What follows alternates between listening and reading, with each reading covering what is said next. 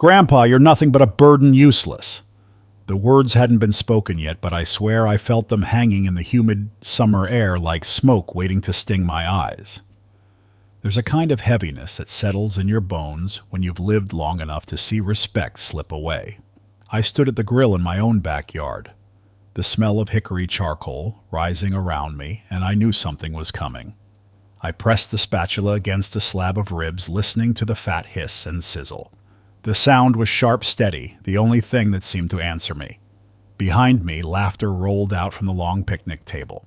My daughter Susan leaned in close to her husband David, her voice carrying just enough that I caught pieces of it: complaints about the HOA, chatter about someone's new SUV, a reminder that the potluck at church was coming up. Things people say when they're comfortable when they forget. There's a man working the grill who once carried them on his shoulders. Before we continue, please subscribe to the channel and let us know where you're listening from in the comments. I've been around long enough to know when I'm included and when I'm not. That night I was furniture. A fixture. The man who flipped the burgers but wasn't invited to the conversation. The kids ran around the yard, at first Kyle 16 and already taller than me, with a sharpness in his jaw that hadn't yet been softened by kindness. His sister Megan trailed behind him, more cautious, clutching a soda cup like it might protect her from the chaos her brother stirred up. I kept my eyes on the meat, but I felt every glance that slid past me, every laugh that didn't reach in my direction. My house, my grill, my yard. And yet I was the outsider. The Harris backyard had seen better days, but I'd worked hard to keep it standing. The deck boards creaked underfoot, the paint on the siding was chipped, and the chain link fence leaned just a little after last winter's storm. Still, it was mine. I'd paid for it with calloused hands and 35 years on the line at the plant in Flint. Every screw and nail in that place carried the sound of my sweat. Neighbors filled the space. Too old Mr. Johnson, who had been in the house next door since the 70s, raised a paper plate to me with a smile as if to remind me not everyone forgot. Beside him, Pastor Williams wiped his forehead with a handkerchief, nodding kindly when our eyes met. They still saw me, and that meant something. I wish I could say Susan did. My daughter sat under the umbrella with her iced tea polished and proper. She had David's laugh, now short and dismissive, not the light giggles she'd had as a little girl. I used to be the one who made her laugh. Now I was the one she tolerated. "Dad, don't burn the chicken," she called across the yard, not even looking at me. I forced a smile. "Wouldn't dream of it," I said, though I wanted to remind her how many Sundays I'd stood right there cooking for a house full of her friends while she bragged about her father's ribs being the best in the neighborhood. Funny how memories fade when they're inconvenient. David held court at the table, his voice booming louder than it needed to be. He liked to talk about money stocks, mortgages, how some folks were falling behind on their HOA dues, and what a shame it was. He'd never worked a line in his life, never punched a clock. He married Susan right after college and stepped into comfort like it had been waiting for him all along. I stayed by the grill, the smoke wrapping around me like a shield. There's safety in tasks, in the rhythm of turning meat, checking temperature, brushing on sauce. A man can hide behind work even at 73, especially then, but I couldn't hide from the feeling. It was the kind that presses down on you slow, like the weight of a storm you know is coming. It started in my chest and moved out to my fingertips. Kyle circled back toward the table, tossing a football between his hands. He stopped near me, eyeing the grill. "That it?" he asked, like I was a short-order cook. "That's it," I said, keeping my voice steady. He smirked. "Took you long enough. I let it pass. A man has to choose his battles." What I didn't let pass was the way Susan laughed at his comment, and David followed with a shake of his head. Megan glanced at me, guilt flickering in her eyes before she looked away. That's when I felt it most, the line between us sharp as barbed wire. The truth is, I'd been feeling it for months, ever since David started pushing Susan about selling the house. Ever since I overheard their whispers about debts and bills. Ever since I found that packet of papers slipped under my door, power of attorney. They called it, neat little boxes waiting for my signature. I hadn't signed. Not then, not ever, but they didn't know that. I set another burger on the platter, the juices pooling under it, and thought about the envelope sitting on the picnic table a few feet away. Yellow, ordinary, easy to miss. Inside, though, it carried the weight of decades. My decades. my life. I caught Pastor Williams watching me again, his expression calm, but curious, as if he sensed something under the surface. He'd seen me at my best and at my lowest. He'd prayed with me when Susan's mother passed, sat beside me at bingo nights when the silence in the house was too heavy. If anyone knew I wasn't finished yet, it was him. The laughter swelled again at the table, someone clinked a glass, and then just as I set the tongs down, Kyle's voice cut through the noise. "Grandpa," he said, loud enough for everyone to hear, "you're nothing but a burden useless." The air collapsed into silence. Even the sizzle from the grill seemed to hush. I looked at him, at Susan's half-smile, at David's approving nod, and I felt the storm I'd been carrying break open inside me. I didn't answer right away. At my age, silence can be heavier than words, and sometimes it speaks louder. I lifted the spatula again, pressing gently on the ribs. The juices hissed and popped like they were keeping time with my pulse. All around me, the air had gone still. Neighbors froze mid-bite. Mr. Johnson lowered his fork, his eyebrows drawn tight. Pastor Williams's hand stilled on the handkerchief he'd been using. Even the kids across the yard stopped chasing one another. The words my grandson had hurled landed in every ear present. The yard went still after Kyle's words, but the silence didn't last. It cracked like thin ice when Susan let out a small laugh, sharp and awkward, the kind meant to smooth things over, but instead revealed something else, agreement. Her eyes slid away from mine as if she couldn't stand to hold them. David followed her cue. He leaned back in his chair, smirk tugging at the corner of his mouth, and released a short, dismissive chuckle. It wasn't loud, but it was enough. Enough to tell me my own son-in-law believed every word Kyle had spoken. I pressed the spatula against the meat, forcing myself to focus on the sizzle, on the smell of charred barbecue sauce. Anything to anchor me, because the laughter had sliced deeper than any insult. I'd been laughed at before in my life, back in school when my clothes didn't fit right at the plant, when I stumbled as a greenhorn on the line, but never by my own blood, not like this. Not by the daughter I had raised, to stand tall, to be proud of where she came from. I swallowed, staring at the flames curling around the ribs. I thought of the years stacked behind me, each one tied to a sacrifice. Nights of overtime at the factory shoulders, aching so badly I could barely raise my arms when I got home. Every extra shift was for Susan. New shoes books for college, braces for her teeth. I remembered the day I signed the check for her tuition, my name written slow, because my hand still shook from the overtime that morning. She hugged me, then tears in her eyes, telling me I was the best father in the world. I held on to these words for years. And later, the house. When she and David said they wanted to settle near Flint, I made the down payment on this very place. I walked through these rooms, pointing out the solid wood beams, the yard big enough for kids to run the safe neighborhood. I pictured Susan building a life here, never imagining I'd one day be treated like a guest in my own backyard. Behind me, chairs scraped the patio as the neighbors shifted uncomfortably. They'd heard what Kyle said. They'd seen the smirk on David's face. But no one spoke. People rarely do in the first moments after cruelty. I stayed with the grill. Flip, press, breathe. The rhythm steadied me.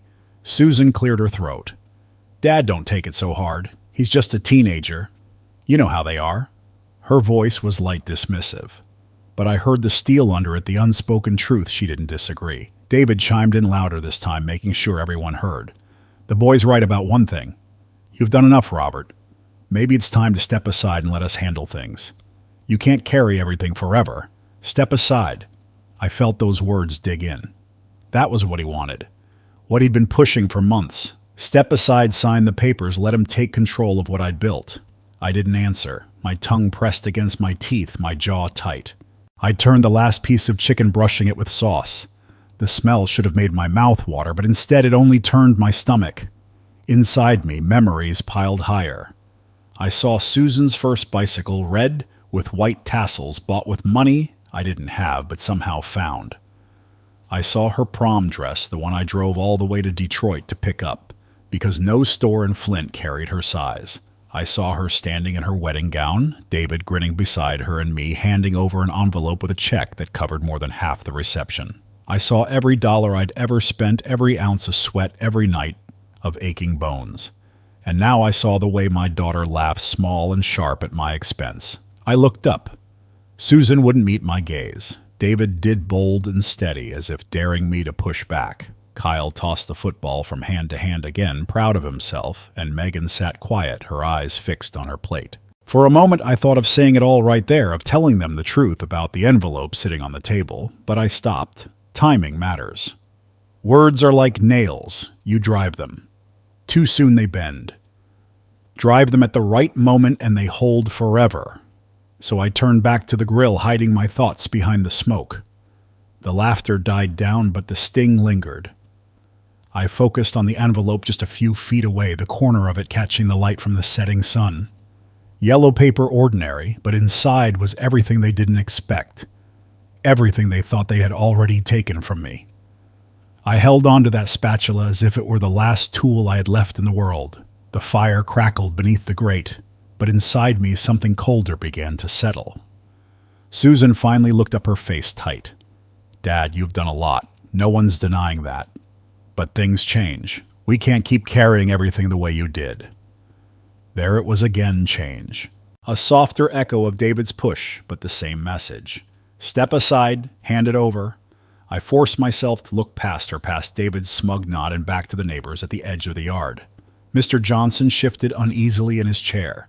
He'd been around long enough to know what was happening, but age makes a man cautious. Pastor Williams's brow furrowed, his eyes moving from Susan to me as if silently asking whether I wanted him to intervene. I gave a small shake of my head. This was my fight. I plated the last of the food, setting it down with care. The crowd moved forward, but the laughter never came back the same. It hovered hollow and forced. Every chuckle seemed to avoid me, bouncing around like a ball that skipped my corner of the court. I sat down at the end of the table, the smell of coleslaw and baked beans heavy in the air. No one filled the seat beside me. Across the way, Kyle stuffed his mouth, chewing with the confidence of someone who believed he'd spoken the truth. Megan ate slowly, her eyes darting toward me, then away again when Susan caught her staring. The night of the barbecue stayed with me, but truth be told, the cracks had begun long before Kyle opened his mouth. His words were only the echo of something I'd already felt rumbling under my feet. I remembered a few weeks earlier, standing in the hallway just outside the kitchen. I hadn't meant to eavesdrop. At my age, I move slower, and sometimes the world comes to me before I'm ready for it. Susan and David didn't hear me shuffle up. Didn't notice the way the old floorboards creaked under my weight. Their voices carried sharp and low, the kind you use when you don't want to be overheard but can't help the urgency. Susan's voice cracked with worry. "We can't keep dodging these credit card bills, David. They're piling up. If the bank freezes us out, we're sunk." David's tone was harder clipped. "That's why we need to act now. The house has equity. We sell it. We're clear. No more debt. No more juggling." I felt my breath catch. The house. My house. Not theirs, not yet. Susan hesitated. I could picture her wringing her hands the way she used to when she was little, caught sneaking cookies before supper. But it's Dad's place. We can't just throw him out. There was a pause, and then David's reply came smooth and steady, like someone who'd rehearsed. "We don't have to throw him out. There are places, retirement communities, he'd be taken care of. Honestly, Susan, you've been carrying him long enough. It's time he carried his weight or stepped aside." The words landed heavy. Carrying me, my daughter. I thought of every check I'd signed, every time I dipped into savings to cover her shortfalls, every little kindness I'd thought went unnoticed. And here was David twisting it, planting seeds in her head that I was the burden. I pressed closer to the wall, my palms damp against the faded wallpaper. Then came the papers. David's voice dropped to a whisper, but I caught enough. Power of attorney. If he signs, we can manage everything: accounts, property, medical. It'll make things easier. Susan's breath hitched. "I don't know if I can ask him to do that." "You don't have to ask," David said firmly. "You just need to explain it's for his own good. He trusts you. He'll listen. Trust." The word cut deeper than the idea of selling the house. They knew I trusted her, and they were ready to use it against me. I slipped back down the hall, careful not to let the floor groan again. In my room, I sat on the edge of the bed, the quiet pressing in around me. I stared at the family photos on the dresser, Susan in her cap and gown, Kyle as a baby in her arms, Megan's gap-toothed grin. Smiles that had once felt like anchors now felt like weights dragging me under. For days after, I carried the sound of their voices like a stone in my chest. Every meal at the kitchen table, every polite exchange with David, every glance from Susan, it all carried a hidden edge. They thought I didn't know. They thought I was drifting too old to catch the whispers. But I heard. I remembered. One afternoon, I found the envelope slipped under my door. Clean, official-looking papers with neat little boxes for signatures. Power of attorney, just like David said. I held it in my hands, my eyes tracing the lines, my fingers trembling not from confusion but from anger. They wanted me to sign away my life, the choices I'd earned, the rights I'd fought to keep. I tore the envelope in half, slowly, purposefully. Then I threw it into the trash, the sound of ripping paper loud enough to fill the silence of the empty house. That was the day I knew, the laughter at the barbecue, the smirks, the talk of retirement homes. It was just the surface. The rot went deeper. I wasn't powerless, not yet. So I picked up the phone and called the one person who still treated me like a man with a mind of his own, Janet Coleman, my old lawyer. I told her I needed to talk about my will. Janet's office sat above a little diner on Main Street, the kind of place where the booths were always filled with farmers, retirees, and factory men, like me, nursing their coffee while trading stories. I hadn't been up those stairs in years, but when I pushed open the door, the smell of old books and fresh paper met me like an old friend. Janet looked up from her desk, her glasses slipping down the bridge of her nose. She hadn't changed much, still sharp-eyed, still quick to smile in a way that didn't waste time. "Robert Harris," she said, rising from her chair. "Well, I'll be damned. It's been too long." I shook her hand, gripping it tighter than I meant to. "It has. I wish I could say I'm here for a friendly chat." She studied me for a moment, the smile fading into something steadier. "Sit down. Tell me what's going on." So I did. Not all at once, but in the slow, measured way a man unpacks a lifetime of disappointments. I told her about Susan and David whispering in the kitchen, about the envelope slipped under my door, about the papers with their neat little boxes waiting for my surrender. I told her about the barbecue, about Kyle's words, about the way Susan laughed soft but sharp enough to cut me in two. Janet listened, her hands folded neatly on the desk, not interrupting once. When I finished, she leaned back and let out a low whistle. "They want you to sign away your rights, Robert, and they're counting on you being too tired to fight." I nodded. "They think I'm finished, that I'll just step aside." "Are you finished?" she asked. I met her eyes steady as I could. "Not yet. Not by a long shot." She smiled then, but there was no softness in it. "Good. Because you've got options. We can shore up your will, make sure it's ironclad. Set up a trust if you want. There are ways to make certain your wishes can't be twisted, no matter what pressure they apply." Her words steadied me the way a firm hand on your shoulder does when you are about to stumble. I thought of Susan, of the daughter who used to believe I hung the moon, and I wondered how far gone she was. But even if she'd lost her way, I hadn't lost mine. "I want it done," I said. "Every penny, every brick, every inch of dirt, document it so it can't be touched. And I don't want them blindsided after I'm gone. I want them to know now. I want them to understand exactly who they're dealing with." Janet raised her brows. "That's not just planning, Robert. That's making a statement." "Damn right," I said. "They think I'm useless. Let's show them just how useless I can be when it comes to their plans." She slid a stack of forms toward me, her pen ready. "Then let's get to work." I signed, the pen moving steady across each line. For once, the tremor in my hand wasn't age, it was purpose. By the time I walked out of that office, the sun was setting low over Flint, painting the storefronts in gold. I stood on the sidewalk, the sound of traffic humming, and I felt something I hadn't in months, the ground firm beneath my feet. I wasn't a man waiting to be pushed aside. I was a man preparing for battle. The memory of Janet's office still burned fresh in my mind, but that night, I found myself once again at the long table in my backyard. The barbecue winding down, plates stacked with half-eaten food, and laughter that didn't quite reach me. The cracks from earlier hadn't healed, they'd only deepened. Kyle leaned back in his chair, tossing the football into the air and catching it with one hand, smirk plastered on his face. He wasn't done. He wasn't satisfied with the wound he'd already opened. "Grandpa," he said, his voice cutting through the chatter, "why do you even sit out here like you matter? You don't do anything. You just take up space. The table fell into silence again, the clatter of silverware stilled. My grandson's words rang louder than they had any right to echoing against the siding of the house. Megan stared down at her lap, twisting her napkin into a knot. She didn't speak, but the flush of shame on her cheeks told me she heard the cruelty for what it was. She knew it cut too deep.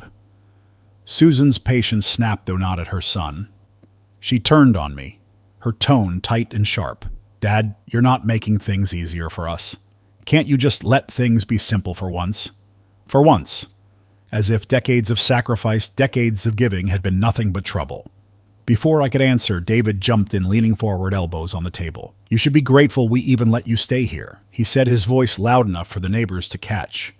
The words struck harder than Kyle's jabs. Grateful. As if my roof over their heads, the money that had bought this house, the very chair David was sitting in, were not already proof of who had given what.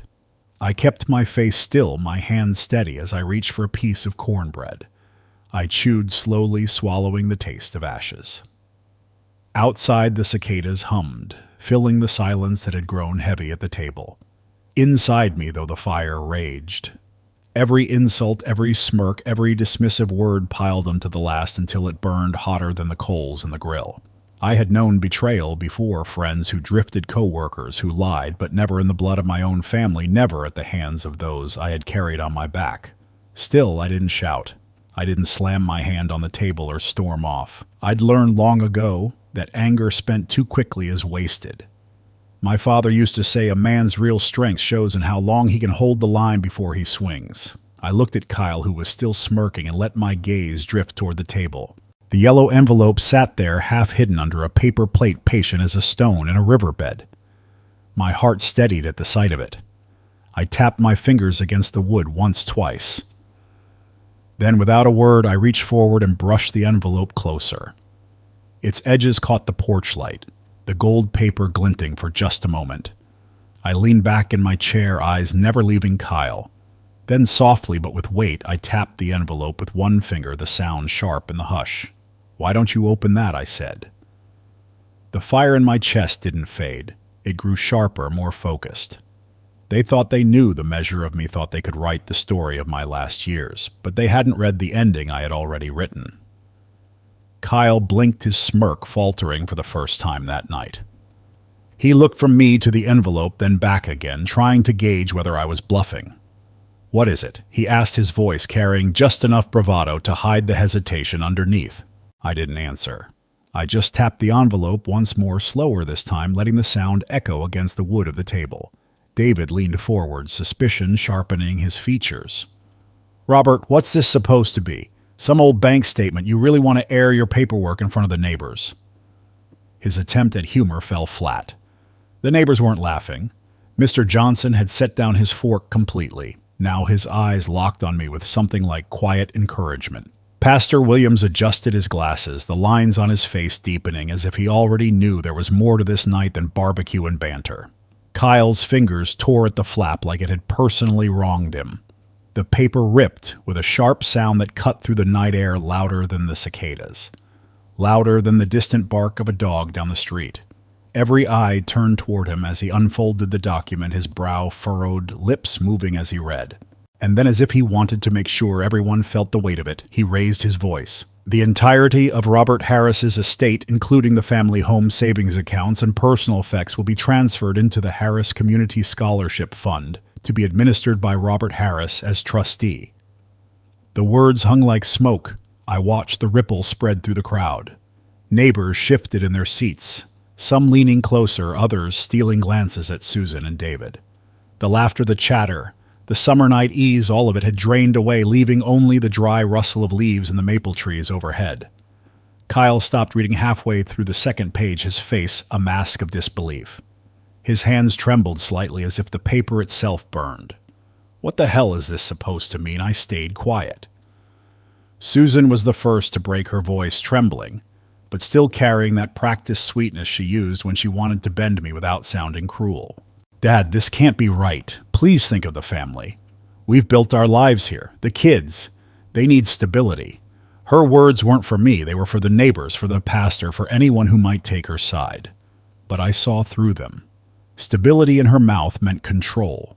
David, less careful, slammed his palm against the table so hard the cups rattled. His face flushed deep red. "You don't have the right," he barked. "This is our home, too. You think you can just rewrite everything without talking to us?" I lifted my chin slowly, the porch light catching the lines carved by 73 years of work and worry. I didn't rewrite anything. I wrote it the way it should have been all along. I earned this house. I earned every dollar that went into it. And I get to decide what it stands for when I'm gone. David's jaw worked as though he had stones in his mouth. He opened it once, twice, but no sound came out. Kyle, unable to hold back, threw the envelope down into the deck with a slap. The papers scattered, fluttering like wounded birds in the evening breeze. "This isn't fair," he shouted, his voice cracking. The words echoed, bouncing off the fence, ringing in the ears of every neighbor leaning forward in stunned silence. I didn't rise, didn't flinch, didn't match his anger. I just sat there, steady as the oak tree at the corner of the yard. Inside, my heart pounded. But outwardly, I was the calmest man at the table. For the first time in years, it wasn't me shrinking under their judgment. It was them scrambling under the weight of truth with the whole neighborhood as witness. The papers lay scattered at Kyle's feet, white pages against the dark wood, each line glowing with finality. The boy's fists clenched, his voice rising. "You can't just take everything away from us. It's not fair." I kept my gaze steady. "Nothing was taken. You never owned it to begin with. What I've built is mine to give, and I've chosen to give it to a future that won't waste it." The silence around the table was heavy, the kind of silence that pressed against your skin. I could feel the weight of every eye, neighbor's church friend, even the pastor watching to see how far this would go. Susan bent to gather the scattered pages, her hands trembling. She held them against her chest, like she could smother the truth out of them. "Dad, listen to yourself. You're making a spectacle. We're family. We should be working together, not tearing each other apart." Her voice broke halfway, but I couldn't tell if it was sorrow or strategy. David wasn't interested in soft tones. His finger jabbed at me across the table. "You've humiliated us in front of everyone. Do you know how this looks? Do you have any idea what you've done?" For a long moment, the yard was a courtroom without a judge. The papers still lay scattered on the deck where Kyle had thrown them, and every eye turned not to the documents, but to me. The silence was thick, but beneath it I could feel the hum of whispers waiting to break free. It started in the back by the maple tree, where a few of the older neighbors sat. A low murmur rippled through them, one voice carrying above the rest. "I'll be damned," someone muttered, and then another answered. "Did you hear that he put it all into a scholarship?" More heads turned, leaning toward one another, voices weaving together in surprise. People weren't talking about betrayal anymore. They were talking about legacy. Mr. Johnson, who had lived across the street since I first moved into this house, rose from his chair with the slow, deliberate strength of a man who'd worked with his hands all his life. His plaid shirt hung loose sleeves, rolled, his white hair glowing under the porch light. He cleared his throat, and the murmurs died down. "I've known Robert Harris for 40 years, he said, his voice gravelly but steady. Worked beside him at the plant. Saw him raise his girl right here in this neighborhood. Never once did I know him to be anything but honest, anything but fair. What he's doing now? That's integrity. That's a man making sure what he built means something." The applause started softly, two hands clapping near the fence. Then another and another. Soon the sound rolled across the yard, not thunderous, but steady, like a tide pulling in. David's face darkened, his jaw twitching as the support swelled. He muttered something under his breath, but the sound of clapping drowned him out. Then Pastor Williams stepped forward, his black suit catching the porch-light Bible still tucked under his arm.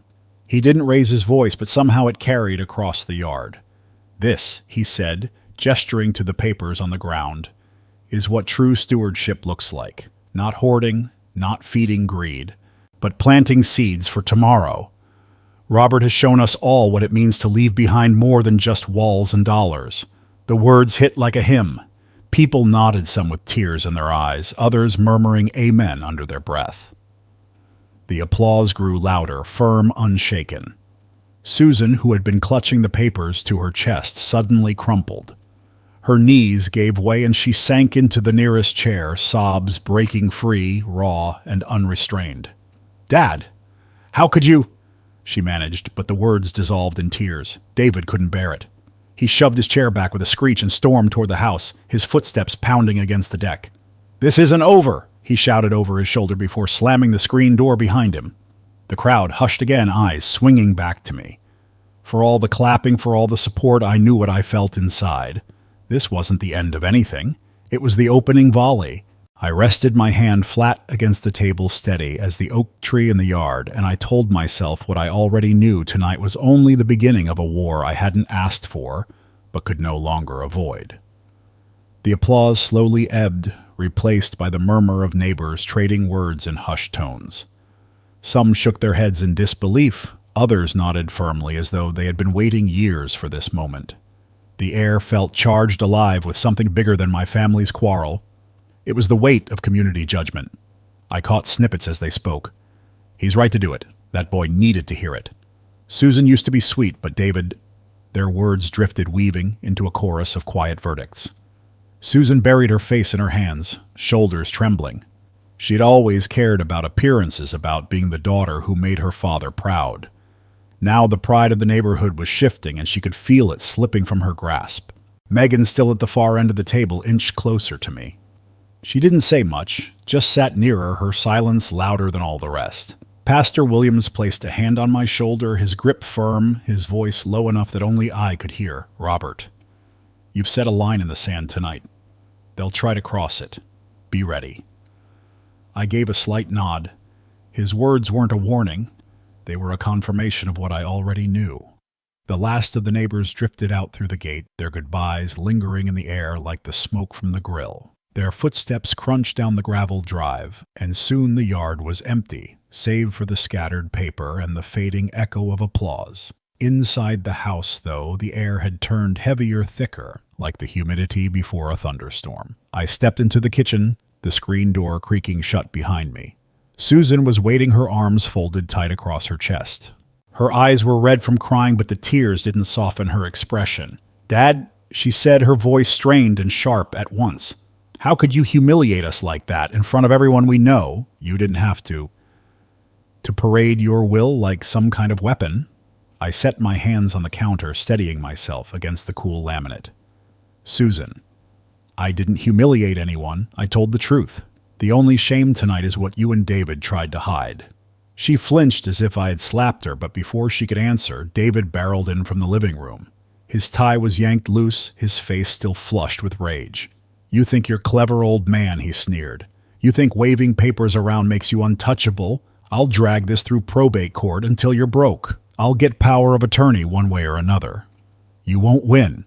His words were poison, but his eyes gave him away. They weren't just angry, they were desperate. He was a man who saw his plans slipping through his fingers and couldn't stand the sight of it. I kept my voice level. "David, you can make all the threats you want. The will is legal. And if you drag it into court, you'll only make sure everyone in this town knows exactly what kind of man you are." Susan's face crumpled, her voice rising. "Please stop this. We're supposed to be a family. Do you have any idea how this feels to have your own father turn on you?" The words pierced me, but I didn't let them see it. I thought of the years I'd spent turning paychecks into her education, into this house, into every little cushion she leaned on. If standing up for myself was betrayal, then maybe family had lost its meaning long before tonight. I turned away, my hand resting on the back of a chair, and for the first time since the party began, I felt the full weight of the storm I had unleashed. The house was no longer my refuge. It was the battlefield. That was when I heard a soft shuffle at the doorway. Megan stood there, small and pale, her hands knotted together. She looked from her mother's tear-streaked face to her father's clenched fists, then finally to me. "Grandpa," she whispered, her voice trembling. I don't agree with them. Not about any of it." Susan gasped, horrified. "Megan?" But the girl didn't back down. Her eyes filled with something steadier than her voice, something that told me she saw more than they thought she did. For a second, no one moved. The refrigerator hummed, the clock on the wall ticked. And the only sound stronger than those was Susan's sharp intake of breath. Megan Don't you dare take sides against your family, Susan snapped, her voice trembling between anger and fear. But Megan didn't flinch. She stepped toward me, her hands still knotted together, her eyes fixed on mine. Grandpa, I see how they treat you. It's not right. You don't deserve it. Her words caught me off guard, and for a moment my throat tightened. I wasn't sure if it was pride or sorrow rising up in me, but I knew I had to hold steady. I reached into my pocket and pulled out a small envelope I had been carrying for weeks. Not the will, not the legal documents, something far quieter. I pressed it into her hand. She looked down surprised. What is it something for later, I whispered. A reminder that I believe in you. When the time comes, you'll know what to do with it. Her fingers closed around the envelope and she gave me a small, trembling nod. Susan saw the exchange and nearly shouted, Dad, don't drag her into this. She's a child. I turned my gaze back to Susan, steady but tired. She's not blind. She's not deaf. And she's not a child in the way you want her to be silent, obedient. She has her own mind. The morning after the barbecue, the house felt colder. Not in temperature, summer clung heavy to the curtains, but in spirit. David's words echoed in my ears, his threat to contest the will. I had heard anger before, even cruelty, but this was different. This was war spoken out loud. By the end of the week, it wasn't just words. David filed a petition at the county probate court challenging the validity of my will. I heard about it before the official papers even reached me because, in a town like ours, gossip moves faster than mail. When Janet Coleman called, her voice carried the calm strength of a woman who had stood in plenty of courtrooms. Robert, she said, I got wind of David's filing. He's alleging undue influence and lack of capacity. They're going to try to paint you as incapable of making your own decisions. I sat at my kitchen table, staring at the coffee gone cold in front of me. They want to put me in the ground before my time, I muttered. They want control, Janet corrected. But don't let it rattle you. You've got documentation. You've got witnesses. You've got me. Let them come. Her confidence steadied me. I remembered why I had trusted Janet all those years ago when we first drafted my will. She had a way of cutting through the fog, turning panic into a plan. But outside my walls, the storm was already spreading. At the diner down on Main Street, where I sometimes went for black coffee and bacon, I overheard whispers as I walked past the booths. That's him, a man muttered. The one who cut his kids out. Another voice replied, softer but firmer, or the one who finally stood up for himself. The divide was clear. Some called me a fool, others brave. And everywhere I went, I felt the weight of eyes measuring, judging, deciding where they stood. Susan showed up one evening alone this time, her face worn and tired. She stood at the doorway, like she wasn't sure if she belonged. Dad, she said softly, I didn't come to fight. I don't know what to do anymore. I let her in, motioned to the chair across from mine. For a while, she didn't speak. She traced the rim of her coffee cup with one finger, eyes glassy. David says we have to see this through.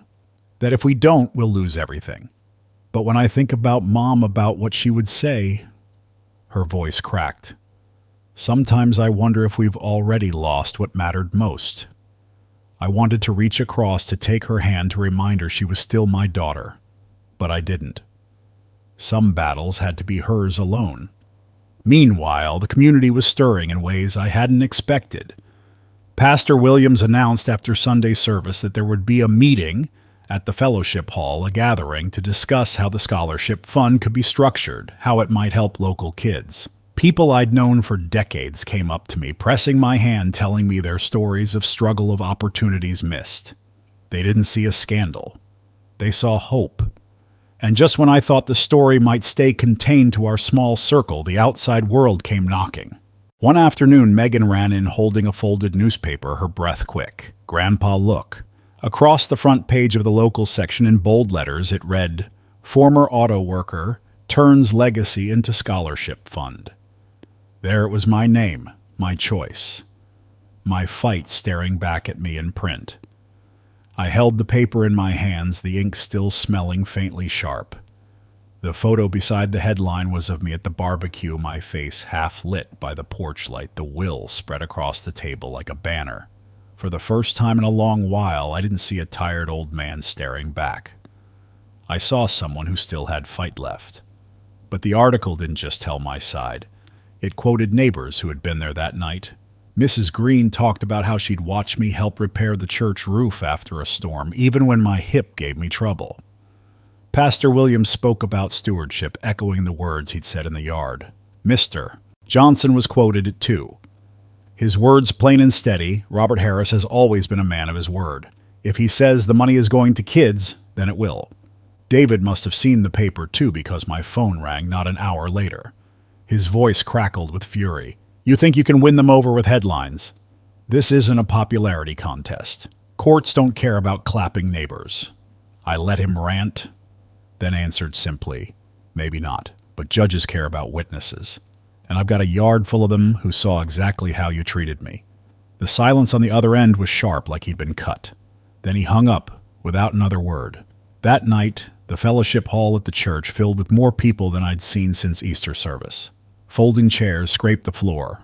Coffee brewed in giant percolators, and folks brought plates of cookies and pie. But the talk wasn't small. It was serious. A retired teacher spoke about how scholarships might have kept some of her brightest students from dropping out. A single mother stood up and said through tears that a fund like this could change her daughter's life. Each voice layered on top of the last until the room hummed with something that felt larger than me, larger, even than my family's feud. I sat in the back listening, my chest tight. This wasn't just about defending what I'd built. It was about giving it away to a future that desperately needed it. When Pastor Williams finally stood, his words carried like a verdict. This community stands with Robert Harris. We stand with the future he's chosen to invest in. Let it be known, greed does not get the final word here. Applause erupted, not polite, but thunderous, shaking the very walls. I closed my eyes, letting it wash over me. For the first time in years, I felt like I wasn't standing alone. But I also knew this was far from over. Courts and lawyers didn't vanish just because a community clapped. David would be back angrier, sharper, and more dangerous. The courthouse smelled faintly of old wood and floor polish, the kind of scent that never quite leaves buildings that have seen too many disputes. As I walked through its double doors with Janet at my side, I felt the eyes of strangers brushing over me. Some recognized me from the paper. Others just saw an old man at the edge of a family storm. Janet moved with quiet confidence, her briefcase tucked neatly under her arm. Remember, Robert? She said, her voice steady, you don't have to prove yourself to them. You just have to tell the truth. The documents and the witnesses will do the rest. Still, when we entered the probate courtroom, my chest tightened. There was David at the petitioner's table, his tie knotted too tight, his jaw stiff. Susan sat beside him, avoiding my gaze, her hands clenched in her lap. Megan was in the back row, her small frame straight as a rod, eyes locked on me. The judge, a woman with steel gray hair and sharp glasses, called the case to order. David's attorney stood, papers rustling, and began his opening statement. Your Honor, this case is about undue influence and diminished capacity. Our position is that Robert Harris, at his age and condition, was not of sound mind when he changed his will. The evidence will show he was manipulated and is incapable of managing his own affairs. I felt my fists tighten in my lap. Manipulated. Incapable. They wanted to erase me before I was even gone. Janet rose smoothly when it was her turn. Your Honor, this case is not about incapacity. It is about greed. Mr. Harris has lived in this community for decades, worked with his hands, paid his debts, and raised his family. He made a deliberate choice to direct his legacy toward something greater than himself. We will show medical records signed and verified that prove he was and is fully competent, and we will hear from witnesses who saw exactly how he was treated by those who now claim to care for him. The judge nodded, motioning for the first witness. Susan was called. She walked slowly to the stand, eyes darting between me and David. When she was sworn in, her voice trembled. Dad's been forgetful, she said, hesitating. Sometimes he repeats stories, misplaces things. David and I just worry he's not thinking clearly anymore. I could hear the half-truth in her tone. She was torn, caught between loyalty to her husband and the guilt gnawing inside her. Janet stood for cross-examination. Susan, do you remember the night of the barbecue? Susan shifted. Yes. Did Robert speak clearly? Yes. Did he present a signed and notarized will in front of multiple witnesses? Susan's face tightened. Yes. Did he falter, hesitate, or appear confused at any point during that evening? Susan's eyes flicked toward David, then down to her lap. No, the silence in the courtroom stretched long. The crack in their case had appeared and everyone could see it. Janet gave a small nod, satisfied, and returned to her seat. And then the judge called me to the stand. I stood slowly gripping the rail of the witness stand as I settled in. The clerk swore me in and the judge's eyes met mine, sharp, expectant. David's attorney approached first. He was younger than David. Sharp suit, slick hair, the kind of man who believed confidence could outshine truth. Mr. Harris, he began, would you say you sometimes forget things? I looked him square in the eye. Sometimes, like anyone my age. But forgetting where I put my glasses isn't the same as forgetting who I am or what I've worked for. A ripple of laughter moved through the courtroom, quickly hushed. The attorney pressed on. Isn't it true that your daughter and son-in-law have been caring for you, providing housing, meals, stability? I leaned forward. Housing that I paid for. Meals bought with my pension. Stability built on my decades at the plant. I didn't stop carrying my weight just because my hair turned gray. David shifted in his chair, jaw tight. When Janet rose for her turn, she carried a stack of folders. She laid them gently on the bench before the judge. Your Honor, here are Mr. Harris's medical evaluations from the last year, signed by his physician, reviewed by specialists. Each report confirms he is of sound mind and fully capable of managing his affairs. The judge flipped through a few pages, her expression unreadable but focused. Then Janet turned back to me. Robert, can you tell the court why you changed your will? I took a breath, letting the silence stretch just long enough for the weight of my words to matter. Because I wanted my life's work to mean something. Because I didn't sweat and bleed at the factory for 40 years just to see it turned into credit card payments and bigger televisions. I wanted to leave behind something that would grow, a fund for kids who need a chance. That was my choice, mine alone. The words hung in the air heavier than any file of documents. And then before anyone else could speak, a small voice rose from the back of the courtroom. Grandpa knew what he was doing, Megan said, standing up straight, despite her mother's gasp. He told me about the scholarship. He explained why. He was clear. He wanted to help kids, not just us. The entire room turned to look at her. Susan covered her mouth, eyes wide. David half rose, whispering harshly, Sit down, Megan. But she didn't. The judge adjusted her glasses, gaze shifting between Megan and me. Then she tapped her gavel, once, sharp and final. This court finds the will valid and enforceable, she declared. The petition to contest is denied. The gavel struck again. The sound was like thunder and release all at once. The gavel's echo still rang in my ears long after we filed out of the courtroom. For a moment the world seemed to slow. The scrape of chairs, the shuffle of papers, even the murmurs of strangers blended into a dull hum. All I could feel was the weight lifting from my chest. The will had stood. My voice had not been erased. David was the first to leave, storming out so quickly his chair nearly toppled behind him. His face was red, his tie crooked, his pride wounded deeper than any lawyer's words could cut. He didn't look back, not once. And in that silence, I saw the truth. It wasn't just the case he had lost, it was the mask he'd been hiding behind all along. Susan lingered. She sat in her chair as if rooted there, her hands trembling in her lap. Tears slipped silently down her face. When she finally stood, she glanced at me, just a flicker, a whisper of regret in her eyes before she turned away. She didn't follow David. Not right then. And I wondered if a piece of her was breaking free from his grip, or if it was simply the weight of knowing she had stood on the wrong side of justice. Kyle, on the other hand, glared at me from across the aisle, his young face twisted with fury he didn't yet understand. His fists were balled, his body taut, as if ready to throw words or punches, but unable to find either. I didn't speak to him. Sometimes silence speaks louder than lectures. But then from the back row, Megan came forward. She didn't rush, didn't hesitate. Her eyes met mine, steady, full of something I hadn't seen in her before, respect. She reached for my hand, small fingers wrapping around mine. Grandpa, she whispered, I'm proud of you. Those words carried more strength than the judge's ruling, more comfort than any lawyer's argument.